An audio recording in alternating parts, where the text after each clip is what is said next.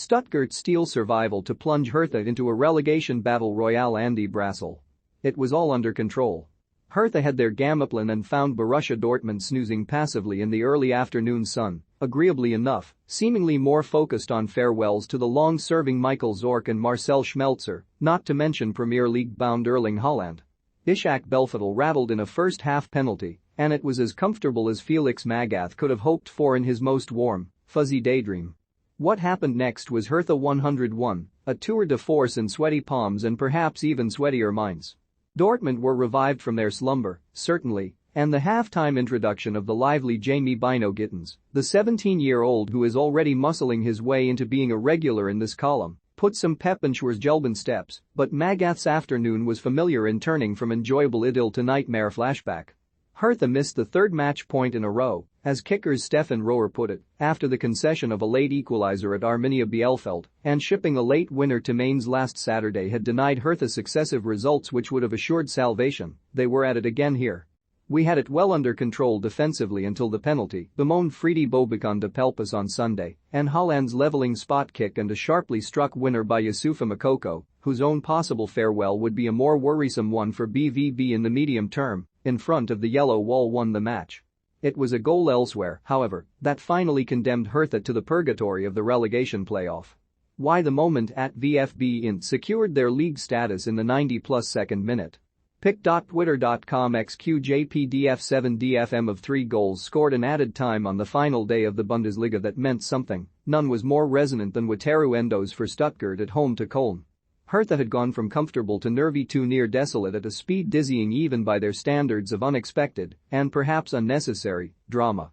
The captain's goal, knotted in at the back post in front of the Cannstatter curve, and just in front of goalkeeper Florian Muller, pushed forward as the desperate home side threw the kitchen sink at it, sparked delirium on and off the pitch.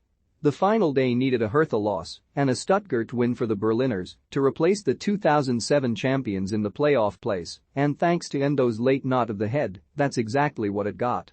So instead of Magath spending Sunday boxing his things in his office and quietly congratulating himself on an emergency job well done, the coach and his assistant Mark Fotheringham were off scouting potential playoff opponents. It was Fotheringham, in the end, who ended up watching the opposition, as Hamburg's 3-2 win at Hansa Rostock set them up for what will be the biggest playoff in recent memory against a club with whom Magath has a historic link. I've come to terms with the result, Magath reflected. I think we played a very good game and stood up to the German runners-up for more than 90 minutes. We've proved that we're a top-flight team. Now we have to do it twice more. The experienced Magath says believing in his players is one thing. Them believing in themselves is something quite different. He's right, they don't look like relegation fodder since he took charge, and even if the club needs restructuring from top to bottom, as Magath himself put it this week, they have played well enough to survive. The problem is that they've dropped the ball just when it counted. For Stuttgart it was maybe even harder to take in. After defeat at Hoffenheim in late February, conceding 2 goals in the final 5 minutes to transform a win into a loss, they looked finished. Reaching the playoff at that point would have been considered a major victory. The club's and sporting director Sven Mislinted's determination to keep faith in coach Pellegrino Matarazzo when some around were losing theirs has been vindicated in emphatic fashion. I don't even remember what happened, Matarazzo told Sky of the moment when he charged down the touchline and joined the jubilant bundle of his players in the corner in the aftermath of Endo's winner. I've got a headache from all the screaming. I don't even know who scored the goal. The coach started to come to with Fritzl lying on top of me, he said of the club's crocodile mascot. Sasa Kalajdzic, the fragile jewel in Stuttgart's crown who opened the scoring, is always a beacon at over 2 meters tall. Here, he stood out representing the confusion, relief and joy of his club, firstly wandering around the field for confirmation at the final whistle that yes, Hertha had indeed lost, and then sitting alone and tearful on the bench while his teammates were lost in the thousands of celebrating pitch invaders. Stuttgart will be delighted to have been spared, particularly as their last playoff involvement in 2019 saw them relegated by Union Berlin. Hertha will hope to avoid a similar fate after a weekend in which Union joyously celebrated Europa League qualification and finished an astonishing 24 points ahead of them. Whatever the result of the playoff, it will have a seismic impact on German football.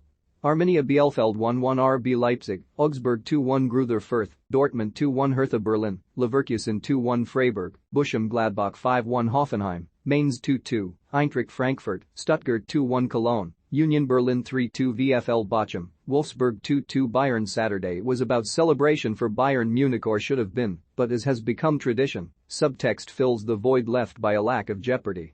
The burgeoning Robert Lewandowski saga did the job after the 2-2 draw at Wolfsburg, in which the Poland striker scored a 35th Bundesliga goal of the season. After a week in which multiple reports claimed Lewandowski had agreed a 3-year deal with Barcelona, Bayern made it clear they are in no mood to facilitate an exit. He knew in Dortmund a year beforehand that he was going to Bayern Munich and had an outstanding season back then, said honorary president Uli Hoeneß. That's why I'm 100% sure that Robert will play very well for us next year. Leipzig were tardy in sealing their Champions League place, with another stoppage-time goal from Willi Orban, bagging the required point at doomed Arminia Bielefeld, at a point where a Freiburg winner at already home and host Leverkusen would have allowed Christian Streichel's team to leap above them and into the top four. The last 10 minutes weren't easy, said Emil Forsberg.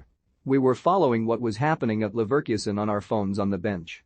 Orban's goal plus Ezequiel Palacios, a 97th-minute winner for Leverkusen, struck from the center circle, with goalkeeper Mark Flecken out of his goal in a throw-everything-at-it punt for the winner, edged Domenico Tedesco's side home, though Freiburg celebrated their Europa League qualification in the dressing room despite their defeat, as well they might. They reconvene with Leipzig in Berlin next Saturday with the DFB Pokal, which will be a first major trophy for either of these two clubs from very different backgrounds, at stake. After last season's mass coaching changes in the league, similar moves are afoot already, with Adi Hutter and Marcus Weinzierl announcing their departures from Borussia Mönchengladbach and Augsburg respectively in their post-match conferences, the latter catching managing director Stefan Reuter, who was unaware, on the hop, while Wolfsburg confirmed the exit of Florian Kohfeldt on Sunday morning.